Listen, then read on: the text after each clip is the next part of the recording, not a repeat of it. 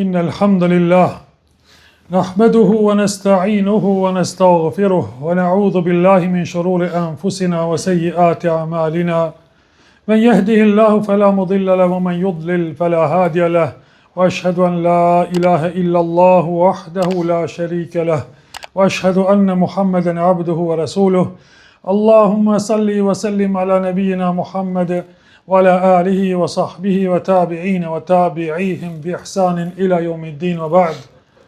Falënderimi takon Allahut Azza wa Jall, fuqiplot prej tij ndihmë kërkojmë vetëm prej Allahut, falje për gabimet tona kërkojmë.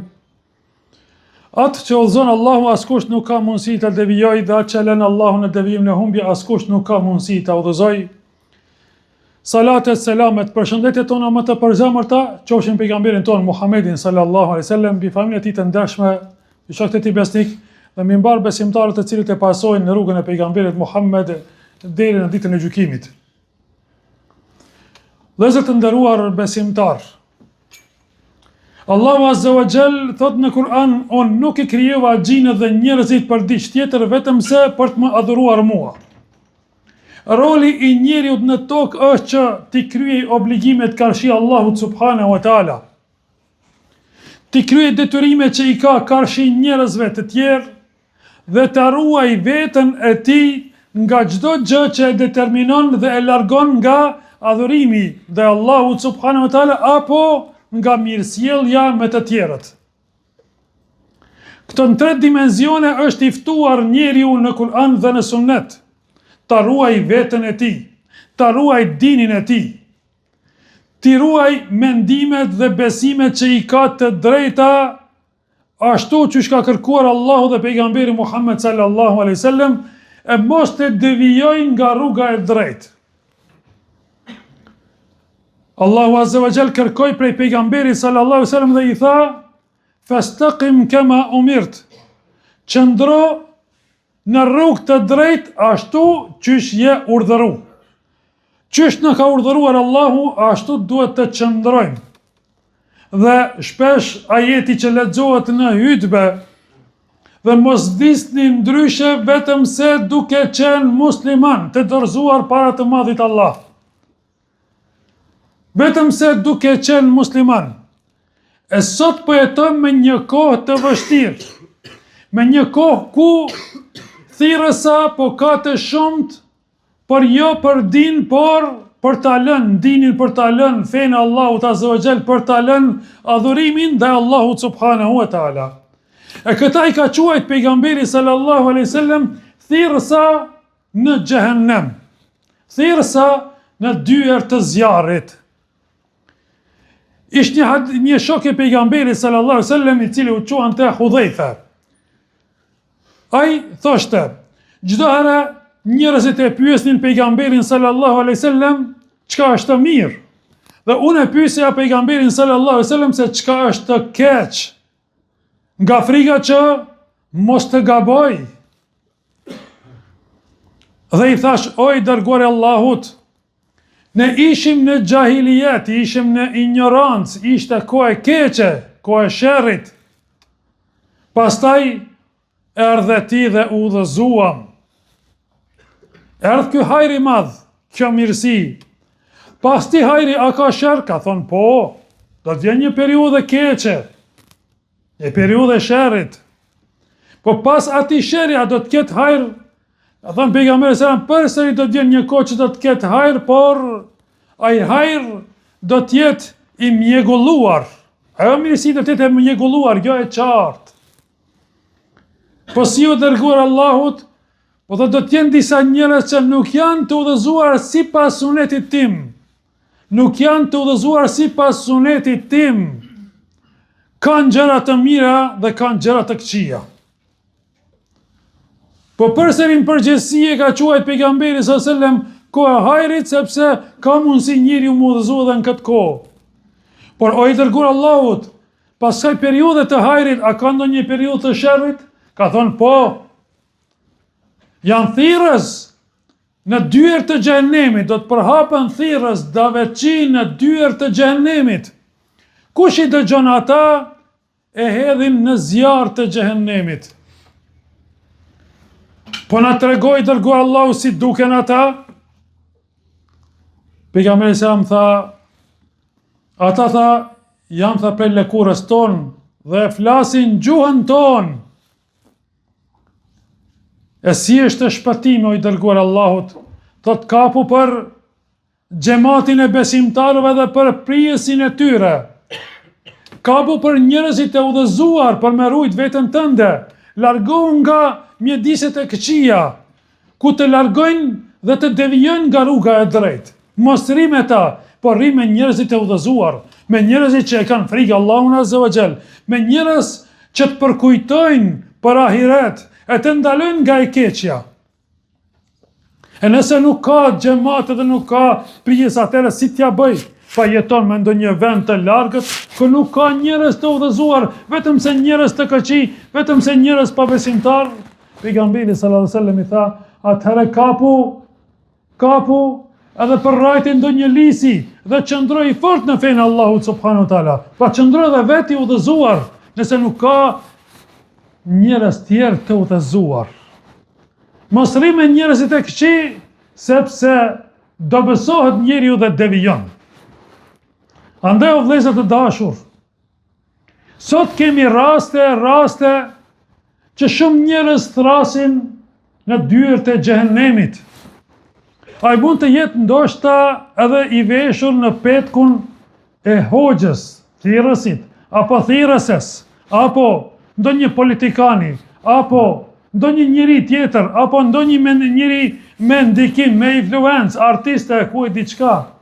Por janë thirrës në dyert e xhenemit. Kujdes që mos u mashtroni nga gjuha e ëmbël e tyre. Nëse janë mohues të Kur'anit, apo janë mohues të sunetit të pejgamberit sallallahu alaihi wasallam, se njëri nuk vjen me njëherë me qenë mohues i Kur'anit, pa qenë njëherë mohues i sunetit të pejgamberit sallallahu alaihi wasallam. Nëse njëri fillon me pas dyshime në sunetin e fjalët e pejgamberit sallallahu alaihi wasallam, me pas dyshime në lënien e sunetit më pas, thot, neve na mjafton Kur'ani, s'kemi nevojë për sunet, veç ka fillu devijimi i tij, ai do ta lënë edhe namazin, ai do ta lënë edhe fejen, sikurse kemi shumë raste. Të gjithë nëse futeni nëpër internetin do të gjeni asi raste të ndryshme. E pa dyshim që kjo do të ngjaj me ata, a dini pse? Se Allahu Azza wa Jall thot në Kur'an, "Falyahdhari alladhina yukhalifuna an amri an tusibahum fitna aw yusibahum adhabun alim." Le të kenë kujdes ata të cilët largohen nga suneti i pejgamberit sallallahu alaihi wasallam, nga urdhri i pejgamberit alayhi salam. Se ata mund t'i godas një sprov apo dënim i dhimbshëm. Kanë thënë dietarët, po cili është ai sprova e dini? Ka thënë sprova është që ai me lën fenë Allahut Azza wa Jall. Ai me u fut në kufër, Allahu na ruajt. Edhe kështu të kanë gjallë. Thirrëse ka qenë në Islam për vite. Sot mo e ka largu edhe mbulesën dhe është dhe thirrëse në zjarr të xhehenemit. Sepse filloj me mohu sunetin e pejgamberit sallallahu alaihi wasallam. Filloj kinse me gjetë gabime në transmetimet e pejgamberit sallallahu alaihi wasallam nga Imam Buhariu apo Muslimi apo të tjerë. Allahu thot në Kur'an, "Wala taqfu ma laysa laka bihi ilm." Mos i ndjek gjëra që ti nuk ke dituri. Mos flit për gjëra që ti nuk ke dituri. Kjo fe është fe e shejt, andaj kujdes. Kujdes se nuk lejohet për çështje të shejta me fol me hamendje. Nuk lejohet, sepse mund të dënohesh. Dhe vjen dënimi Allahut subhanahu wa taala, vjen dëshkimi Allahut Azza wa Jall. Njëri t'i mirët fytyra këtu në dynja, para se me shku tek Allahu subhanahu wa taala, vetëm e thej urdhin Allahut Azza wa Jall dhe i prishi rregullat për të cilat jemi ftuar dhe na ka urdhëruar Allahu Azza wa Jall të kapemi për ato. Thot pejgamberi sallallahu alaihi wasallam, që na tërhek vëmendjen, thot vjen dikush i shtrirë në fotele dhe i ngopur, dhe thot, çka gjejmë Kur'an halal, themi halal, çka gjejmë haram, themi haram. Ma të tje, nuk shkojmë. Hidhrohet dhe nervozohet pejgamberi sallallahu alaihi wasallam thot, ja për Allahun, atë që e kam bë unë haram, është që ka bërë edhe Allahu azza wa jall haram. Atë që e kam ndaluar unë, u ka ndaluar juve Allahu subhanahu wa taala. Po si mos tjetë ashtu, kur Allahu azza wa jall ka thënë për pejgamberin sallallahu alaihi wasallam, ai nuk flet nga hamendja, por është shpallje që i shpallin pejgamberin sallallahu alaihi wasallam. Apo mendoni që shpalljen që ka dërguar Allahu pejgamberit Muhammedit që ka fol ato fjalë, pejgamberi Muhammed sallallahu alaihi wasallam, ato inspirime nga Allahu, a nuk të tjenë të ruajtura, të mbrojtura? Allahu ka dërguar dietar për t'i mbrojtur fjalët e pejgamberit sallallahu alaihi wasallam dhe për t'i treguar se cilat janë ato trillime që janë gjitë dhe që kanë shpif ndaj pejgamberit sallallahu alaihi wasallam. Andaj nuk jemi ne ata të cilët na takon neve mi u qas fes pa dituri. E kemi të ndaluar. Allahu azza wa jall thot në Kur'an, ومن يعظم شعائر الله فإنها من تقوى القلوب. Kush i madhuron dispozitat e Allahut azza wa jall, kjo është shenjë e devotshmërisë. Me madhru sunetin dhe fjalët e pejgamberit sallallahu alaihi wasallam, e ka madhru pejgamberin Muhammed sallallahu alaihi wasallam.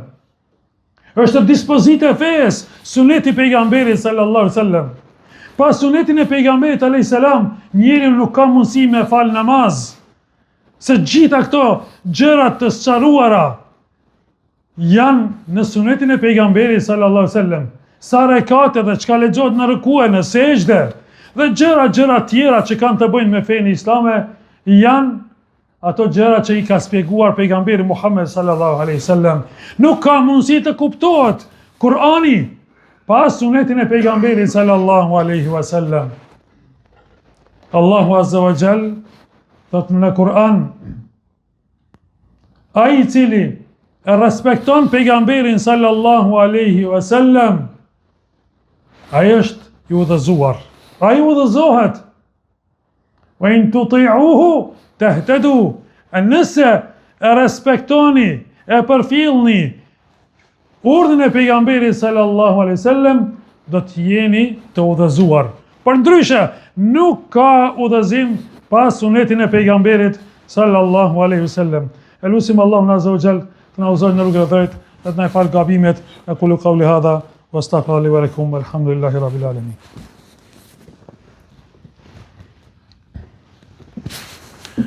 Alhamdulillahi rabbil alamin wassalatu wassalamu ala rasulina sallallahu alaihi wasallam. Falenderojmë Allahun azza wa jall, salat dhe selam qofshin pejgamberit Muhammed sallallahu alaihi wasallam. Vëllezër të dashur besimtar, thot Allahu subhanahu wa taala, Qul hal nunabbi'ukum bil akhsarina a'mala. Atë ju tregoj se kush janë ata njerëz më të shkatruar, më të humburit me veprat e tyre. Pra pas kanë punu, por janë të shkatruar, janë të humbur. Ata të cilët kanë devijuar dhe u kanë humbur veprat e tyre që i kanë bërë në këtë dynja. Dhe qatë dynjas, gjatë jetës së tyre kanë menduar se janë duke bërë vepra të mira. Kanë menduar se janë duke bërë mirë. Kanë menduar se janë në rrugë të drejtë.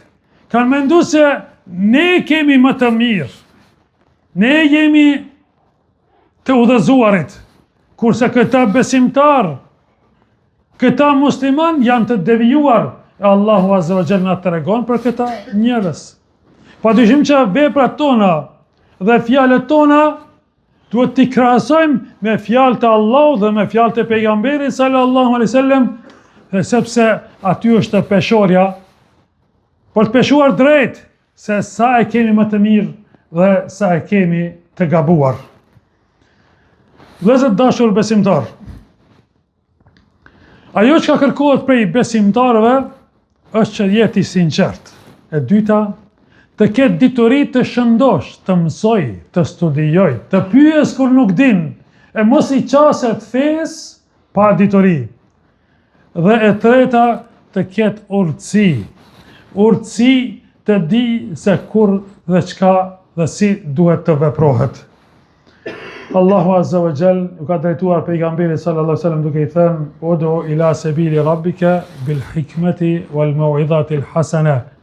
Thirri njerëzit, ftoj në rrugën e Allahut Azza wa Jall me urtësi, me mençuri dhe me këshilla të bukura. Andaj o vëllezër dashur besimtar, kjo është emanet për Allahut subhanahu wa taala, të jemi të udhëzuar, të jemi në rrugë të drejtë. Të dim se si mi u qas fes, mos të flasim për çështje madhore fetare, e që nuk kemi as bazament të mjaftuar nga ditoria islame, sikur që janë çështjet e akides, çështjet e dinit, çështjet madhore, ku dietarët të bohen dhe analizojnë dhe studiojnë, andaj dalin pastaj me një përgjigje. E mos jemi nga ata të cilët nguten, sepse ngutia në këto raste kthehet me të keqe, kthehet me dënim prej Allahut subhanahu wa taala. Kthehet me mëkate dhe ky mëkat mund të arrijë deri tek dalja nga feja islame. Allahu na ruajt. Allahu na përmirësoj gjendjen tonë. Allahu na udhëzoft në rrugën e drejtë. Elusim Allahun Azza wa Jall ta ruaj popullin tonë dhe mbar muslimanët nga çdo e keqe që i kanoshet atyre. Elusim Allahun Azza wa Jall të na udhëzoj neve dhe përmes neve të udhëzoj edhe të tjerët. Elusim Allahun të ndihmoj muslimanëve kudo që të jenë nëpër botë. Elusim Allahun Azza wa Jall të shëroj të sëmurit tanë, të laj borxhet tona, të mëshiroj të vdekurit tanë. Elusim Allahun subhanahu wa taala kur të ndahemi prej kësaj dynjaje, prej kësaj bote, të ndahemi duke qenë Allahu i kënaqur me neve. Elusim Allahun që vendi ynë të jetë bashkë me pejgamberin sallallahu alaihi wasallam në xhenetin Firdaus. Amin, amin, amin. Walhamdulillahi rabbil alamin. Aqimu s-salah, inna s-salata tanha anil fahsha'i wal munkar, wa la dhikrullahi akbar. Wallahu ya'lamu ma tasna'un.